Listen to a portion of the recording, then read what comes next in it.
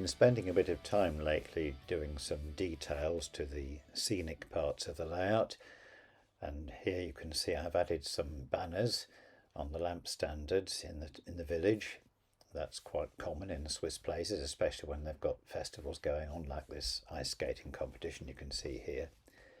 But I knew I couldn't get much further with the scenic part of the layout until I had laid the track, winding and curving and climbing through the mountains, where the mountains will eventually be built. The track had to be laid first, and this involves construction of some new parts to the baseboard.